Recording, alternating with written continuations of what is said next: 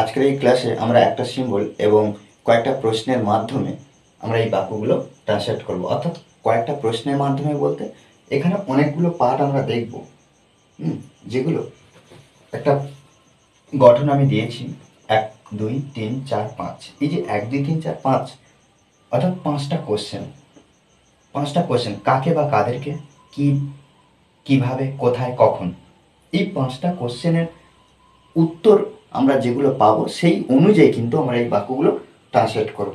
একটু প্রথম থেকে যদি আমরা শেষ পর্যন্ত ভালো করে আমরা একটু বোঝার চেষ্টা করি, তাহলে কি এই বাক্যগুলো আমরা সহজে ইংলিশে ট্রান্সলেট করতে পারবো এবং এই ধরনের যত বাংলা বাক্য আমরা খুব সহজভাবে ট্রান্সলেট করার চেষ্টা করতে পারবো এবং তাতেও আমাদের সুফল হবে। ওকে, দেখো এখানে বাক্যগুলো কি আছে। আমার দাদু আগামীকাল কলকাতা যাচ্ছে, তোমার বন্ধুরা আমাকে সাহায্য করছে। এখানে আমি প্রথমে বলে গিয়েছি যে সিম্বলটা কি। আমরা যত বাক্য দেখি তাদের মধ্যে 80% বাক্য যার শেষে ভার্ব দেখতে পাই। ভার্ব দেখতে পাই। এখানে আমরা একটা জিনিস দেখতে পাচ্ছি যে এই যে আমার দাদু আগামীকাল কলকাতায় যাচ্ছে, এই যে যাচ্ছে, তোমার বন্ধুরা আমাকে সাহায্য করছে, এই যে করছে, এগুলোকে বলা হচ্ছে সিম্বল। অর্থাৎ বাংলা বাক্যের শেষে যখন তেছো, তেছে, তেছেন এই ধরনের সিম্বল থাকবে, তখন আমরা কি করব না এম, ইজ, আর এর মধ্যে যে কোনো একটা নিয়ে আসবো। এম, ইজ, আর, এগুলো কি বি ভার্ব, অ্যামিজার। এবং কি করব না যে ভার্বটা আমরা বাক্যের মধ্যে পাবো সেই ভার্বটা সঙ্গে অর্থাৎ V1 এর সঙ্গে আমরা কি করব আইএনজি যুক্ত করব। আমাদের এখানে যে পুরো টেন্স জানতে হবে এরকম বিষয়টা না। আমরা কি করব কয়েকটা সিম্বলের মাধ্যমে আমরা সহজভাবে টেন্স না ব্যবহার করেও, অর্থাৎ টেন্সের বিষয়টা না উল্লেখ করে, ব্যবহার করতেই হবে কিন্তু আমরা উল্লেখ না করেও আমরা এখানে টেন্সের মধ্যে দিয়ে যাব। দেখো বাক্যগুলো কি প্রত্যেকটা কি করব আমরা বাক্যগুলো ট্রান্সলেট করতে গেলে ভার্ব অর্থাৎ যে ক্রিয়াটা পাবো সেটা খুঁজে নেব, আর সাবজেক্টটা এখানে এই যে একটু আগে কি বললাম যে বাংলা বাক্যের শেষে ভার্ব পাবো, 80% ভার্ব পেয়ে যাব।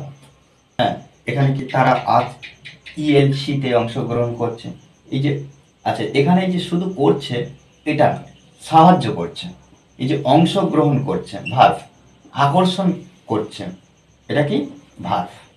আর বাক্যের প্রথমে সব সময় কিন্তু নয়, বাক্যের প্রথমে যে সাবজেক্ট বসবে এরকম নয়, কিন্তু কিছু কিছু ক্ষেত্রে কয়েকটা শব্দের পরে বসতে পারে। অর্থাৎ আমরা সাবজেক্ট কাকে জানবো না যখন বাক্যের মধ্যে প্রধান হয়ে কাজ করবে বা যে সবাই পরিচালনা করবে বা যার সম্পর্কে কিছু বলা হবে, তখন কি হচ্ছে না সাবজেক্ট অর্থাৎ কর্তা। এখানে আমার দাদু আগামীকাল কলকাতা যাচ্ছে, কে যাচ্ছে না আমার দাদু যাচ্ছে, এখানে আমার দাদুর সম্পর্কে বলা হচ্ছে, এটা সাবজেক্ট। তোমার বন্ধুরা এটা সাবজেক্ট, তারা সাবজেক্ট। ফুলের বাগানটি পরিদর্শকদের আকর্ষণ করছে, এখানে ফুলের বাগানটি এটাই হলো সাবজেক্ট। ট্রান্সলেট করবো এবারে কয়েকটা ধাপে আমরা প্রশ্ন করব বলেছি। কি কাকে দিয়ে প্রশ্ন করবো, এখানে প্রত্যেকবার আমরা লিখেছি ভার্ব, শেষে ভার্ব দিয়েছি, অর্থাৎ ভার্ব খুঁজে পেলে তার দিয়ে প্রশ্ন করব।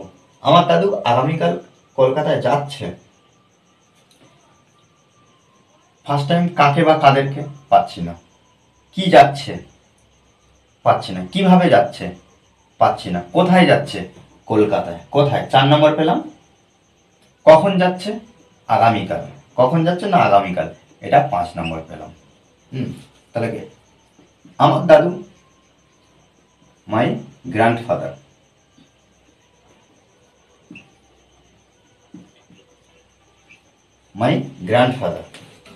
আমার দাদু।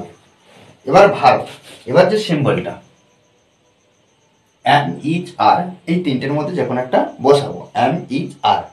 তাহলে মাই গ্র্যান্ডফাদার কজনকে বোঝাচ্ছে, একজনকে বোঝাচ্ছে, আর একজন হলে ইজ হবে, ইজ, আর ভার্বের সঙ্গে আইএনজি। যাচ্ছে যাওয়া, গো বলতে যাওয়া, গো থেকে গোয়িং, কোথায়, এবার 4 নম্বর তারপর 5 নম্বর টু কলকাতা। ওকে, টু কলকাতা। এবার 5 নম্বর, আগামীকাল, টুমরো। ওকে, TOMORROW। তোমার বন্ধুরা আমাকে সাহায্য করছে, কাকে বা কাদেরকে সাহায্য করছে? কাকে? আমাকে। অলরেডি আমরা পেয়ে গেলাম 1 নম্বর। তাহলে কি তোমার বন্ধুরা, ইউর ফ্রেন্ডস, তোমার বন্ধুরা সাহায্য করছে। এই যে সাহায্য করছে, তাহলে এরপর আমরা কি করবো? একটা হেল্পিং ভার্ব বসাবো। ইচ বা আর এর মধ্যে একটা এখানে আর বসাবো।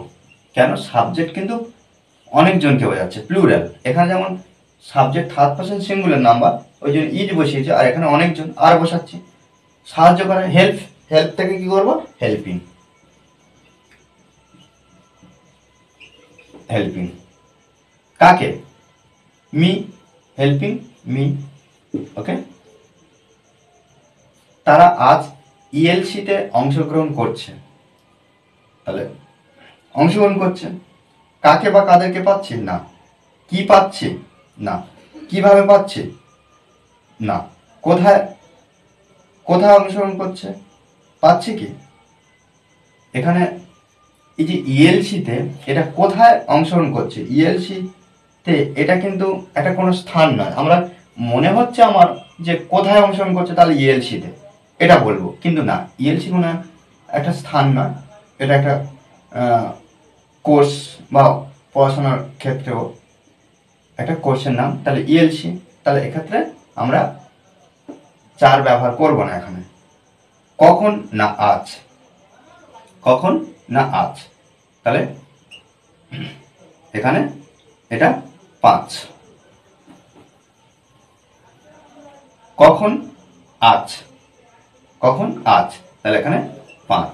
আর এটা যখন এই 5টার মধ্যে কোনো প্রশ্নে উত্তর আমরা পাবো না এগুলোর মধ্যে, তখন আমরা কি করবো? EXT, extension. ওকে, তাহলে কি? তারা, দে, আমি যার মধ্যে আর বসাবো, দে আর অংশগ্রহণ করছে। পার্টিসিপেট মানে কি? অংশগ্রহণ করা। তাহলে পার্টিসিপেটিং।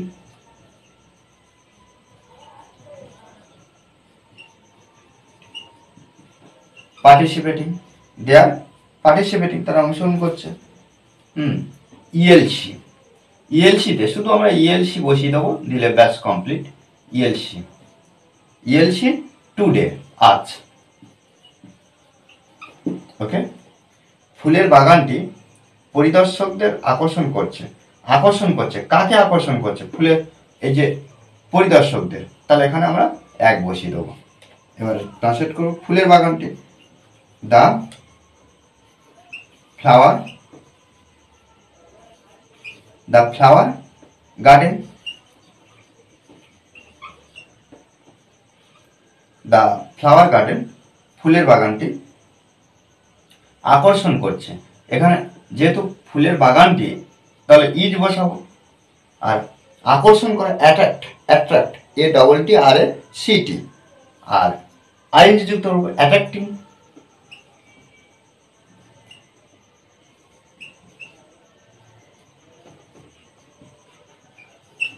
অ্যাট্রাক্টিং,